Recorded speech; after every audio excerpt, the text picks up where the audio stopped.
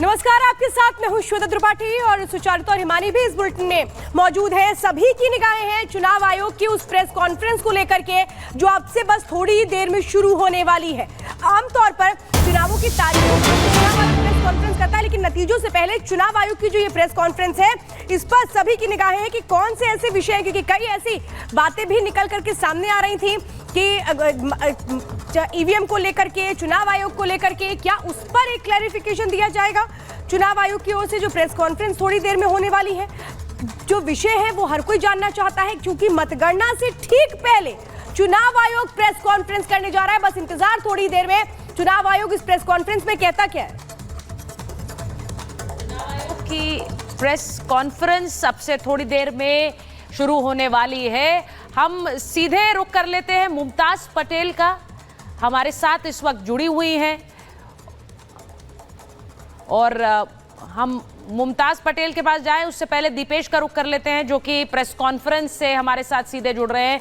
दीपेश, 12:30 बजे का समय है, वहां पर क्या हलचल है और क्या कयास है, जरा जल्दी से बताइए, क्योंकि प्रेस कॉन्फ्रेंस अहम है चुनाव के नतीजों से एक दिन पहले। देखिए, बिल्कुल सुचरिता, तैयारी पूर्ण हो चुकी है। जो अधिकारी हैं वो आपको सामने नजर आ रही हैं। अब सिर्फ इंतजार जो है वो सीईसी का है। जैसे ही सीईसी यहाँ पर पहुंचेंगे और उसके बाद प्रेस कॉन्फ्रेंस जो है वो शुरू हो जाएगी और जो तमाम बातें हैं वो चुनाव आयोग की तरफ से कही जाएंगी। जैसा कि मैं लगातार बता रहा हूँ कि 7 चरणों में चुनाव संपन्न होने के बाद ये पहली बार है जब चुनाव आयोग प्रेस कॉन्फ्रेंस कर रहा है, वो भी मतगणना से ठीक एक दिन पहले। अब मतगणना को लेकर भी इसमें तमाम तरह की बातें अब जो है वो सुनने को मिलने वाली है कि किस तरह से मतगणना जो है वो संपन्न होने वाली है। चूंकि कल जब पीयूष गोयल और निर्मला सीतारमण चुनाव आयोग से मुलाकात करने पहुंचे थे, तब उन्होंने इस बात की आशंका जताई थी कि देश भर में शांतिपूर्ण तरीके से चुनाव तो संपन्न करा लिए गए हैं, लेकिन हमने चुनाव आयोग से मांग की है कि जो मतगणना है वो शांतिपूर्ण तरीके से हो जाए, जो सुरक्षा है वो चुनाव अधिकारियों के लिए जो सुनिश्चित है वो हो पाए। और देखिए, तस्वीरें जो है वो हम आपको दिखा रखे हैं। जो राजीव कुमार है वो इस वक्त पहुंच चुके हैं और अब से कुछ देर बाद प्रेस कॉन्फ्रेंस अब से थोड़ी देर बाद शुरू होने वाली है, जैसा दीपेश बता रहे हैं, और ये बहुत अहम होगी। क्या विपक्ष के आरोपों का जवाब देते हैं, क्या अपनी तरफ से कल के चुनावी नतीजों को लेकर प्रेस कॉन्फ्रेंस में बात रखते हैं चुनाव आयोग, ये सब कुछ देखना होगा। थोड़ी देर में वापस आएंगे। इस वक्त हमारे साथ मुमताज पटेल जुड़ी हुई हैं, आप स्क्रीन पर उन्हें देख सकते हैं। मुमताज जी, बहुत बहुत स्वागत है आपका रिपब्लिक भारत पर। और मुझे लगता है कि आखिरी बार आपने मीडिया से जब वार्ता की थी तो भरूच की सीट को लेकर वार्ता की थी। आज चुनाव संपन्न हो गए हैं, कल नतीजे आने हैं। आपसे पूछूंगी, तमाम एग्जिट पोल बीजेपी की जीत बता रहे हैं। I would like to formally welcome all of you to this press conference on the eve of counting day. आप सबका इस प्रेस कॉन्फ्रेंस में स्वागत है। I have with me the Honorable Chief Election Commissioner Shri Rajiv Kumar ji, the Honorable Election Commissioner Shri Ganesh Kumar ji, and the Honorable Election Commissioner Dr. Sukhbir Singh Sandhu ji. We have also with us today senior officials from the ECI headquarters in Delhi. I am B. Narayanan, DG Media for the Commission. Also with me is Anuj Chandak, Joint Director, who all of you are familiar with. The format is as follows. There will be opening remarks by the CEC along with the presentation. We will share the PDF copy of the presentation with all of you after this event is over. Following this, there will be a question and answer session. When you want to ask a question, raise your hand. Wait for your chance to be called to put your question. I will direct the mic to come to you. When it's your turn, introduce yourself and your organization, and then ask your question. I request you to be brief and ask only one question at a time. Please keep your mobiles on the silent mode. Sir, the floor is open. Thank you, Mr. Narayanan. Good afternoon, friends. My colleague Shri Ganesh Kumar ji, Honorable Election Commissioner on my right, and Shri Sukhbir Singh ji Sandhu on my left, senior officials on the dais, all the friends from media, and all others who are connected to us through social media. A very warm welcome to all of you. इस press conference में आप सबका स्वागत है। Last we had met was on 16th of March. And now that was beginning of the poll, and now tomorrow is the counting, so close of the poll.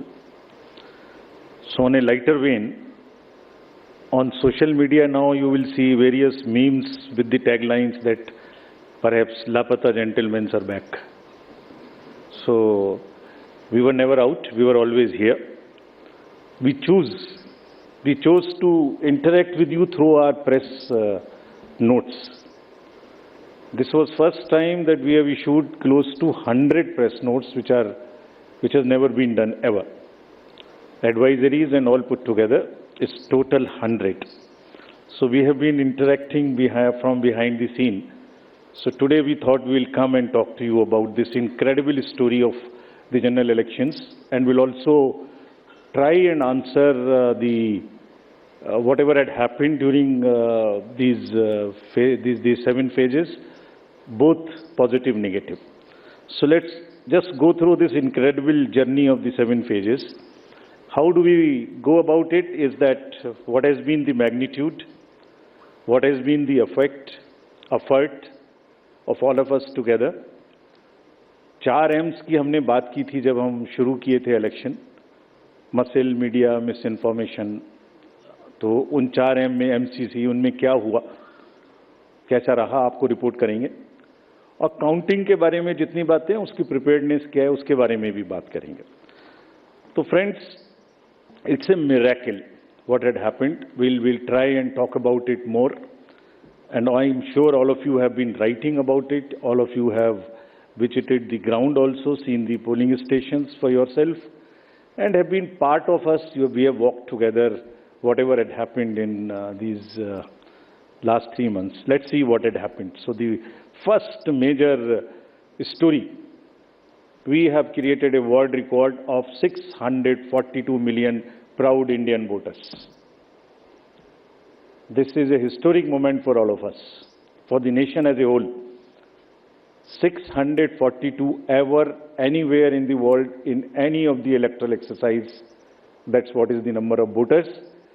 And this is, just to give you some small statistics, this is 1.5 times of the voters of all G7 countries. US, UK, France, Germany, Italy, Japan, Canada, all put together. We are comparing voters, not electors. And it is 2.5 times of the voters of 27 countries in the EU. That has been the incredible power of the voters of India. Let's see what happened next. There are 312 million proud women voters. This is also the highest ever in the world. It is larger than the 2019 elections, both the total and the women voters. So this, we feel, is the moment that we must cherish, we must celebrate, and we want to give them a standing ovation to all our voters by this. I would ask all of you to join and hand. You are all our voters. So we thank you all. We salute all our voters, all our women voters who have really come and voted in this election, including all of you. You have also voted. I know many of you. I personally know the experiences which you have had on the polling station. Let's see what happened next. 85 plus and PWD voters. We again salute them. We again salute them. It has also not happened ever. उनके घर घर जाके हमने vote लिया, और आपके भी घर में कहीं ना कहीं आसपास में किसी ना किसी बुजुर्ग ने वोट दिया होगा, जिसकी वजह से वो भी हमारे इसमें पार्टिसिपेट कर पाए. So these are the incredible stories on the positive note which we want to tell you. और जहां वुमेन का प्रश्न आया, मैंने पूछे वोटर्स दिखाए थे.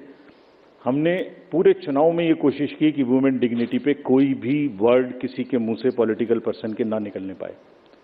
अगर निकल भी गया तो उसको हम इतनी स्ट्रॉन्ग नैरेटिव और इतना स्ट्रॉन्ग वर्डेड एडवाइजरी दी है. We feel that in times to come the political parties would also learn, the candidates would also learn to not utter a undignified word against the women of our nation. This is what we have attempted to settle by giving advisories, and we hope that this is not only during elections and political parties, but the discourse against women would be generally respected and would be in a different tenor. Friends, home voting में जिन लोगों ने हमारे साथ vote दिया, ये हमारे लोकतंत्र के गणनायक हैं. आज़ादी के पहले का भारत इन्होंने देखा है, और पिछले 70 सालों में इन्होंने देश की एक एक चीज में तरक्की में और कार्य में भाग लिया है। इनको भी हम दिल से नमन करते हैं कि इतने दिल से इन्होंने हमारे इलेक्शंस में भाग लिया। और हमारा तजुर्बा ये कहता है कि जब हमने सबके घर में पर्ची बांटी कि आपको 12D भरना है, लेकिन मेजॉरिटी ने हमसे ये कहा कि हम बूथ पर आना चाहते हैं। We want to celebrate, we have been going to the booth, we want to go to the booth and that's the spirit. और हम समझते हैं कि इससे आने वाले समय में यूथ भी इससे प्रेरणा लेंगे। So just to quickly show you how much of the work was involved in this, just see. We have told you about 1.5 crore polling and security personals, but there were around 68,000 monitoring teams. वो क्या कर रही थी ये भी मैं आगे बताऊंगा आपको। तो ये साइलेंट स्टोरी है जो बैकग्राउंड में चल रही थी और 2-3 महीने के नैरेटिव में ये कहीं आती ही नहीं है, खो जाती है। कहाँ खो जाती है? 135 स्पेशल ट्रेन चल रही थी जो फोर्सेस को इधर से उधर लेके जा रही थी। 4 लाख से ऊपर व्हीकल, 1692 से ऊपर की सॉर्टीज जो पोलिंग पार्टीज को अंदर में जंगल में पहाड़ पे लेके जा रही थी। Unsung heroes of our elections and it's a matter of serious research and study कि ये लोग 1.5 करोड़ 50-60 लाख लोग जो बिल्कुल पोलिंग कराते हैं, ये अलग अलग डिपार्टमेंट से आते हैं, आपस में मिल जाते हैं और एक दिन पहले मिलते हैं और अचानक से एक जैसा 10-10.5 लाख बूथ पे एक इलेक्शन प्रोसेस को कंप्लीट कर लेते हैं। हम लोग आपस में अगर 5 लोग किसी डिफरेंट ऑफिस से आके मिल के बैठे हैं तो कितनी भी ट्रेनिंग कर लें तो आप समझ सकते हैं कि कितनी देर लगाएंगे एक काम को करने में। और ये पोलिंग स्टेशन पे जाके और किस तरह से जाते हैं ये हम बताएंगे। तो इनको अभी हम सम्मान करना चाहते हैं बहुत अधिक। आपको दिखाता हूं कि इनकी वीडियो क्या करते हैं ये। Can we show the video?